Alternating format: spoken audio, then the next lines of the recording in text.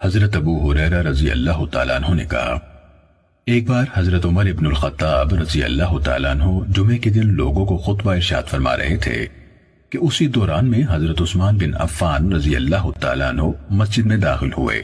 حضرت عمر رضی اللہ تعالیٰ عنہ نے ان پر تعریض کی یعنی اعتراض کیا اور کہا، لوگوں کو کیا ہوا کہ اذان کے بعد دیر لگاتے ہیں؟ حضرت عثمان رضی اللہ تعالیٰ عنہ نے کہا، اے امیر المومنین، میں نے اذان سننے پر اس سے زیادہ کچھ نہیں کیا کہ وضو کیا ہے اور حاضر ہو گیا ہوں۔ اس پر عمر رضی اللہ تعالیٰ عنہ نے کہا، اور وہ بھی صرف وضو؟ کیا تم لوگوں نے رسول اللہ صلی اللہ علیہ وسلم کو یہ فرماتے نہیں سنا، جب تم میں سے کوئی جمعے کے لیے آئے تو وہ غسل کرے؟ صحیح مسلم حدیث نمبر 1956۔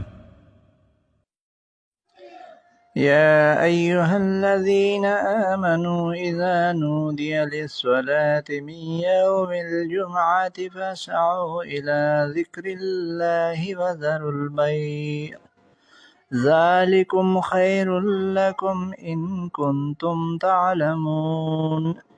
اے ایمان والو، جب جمعے کے دن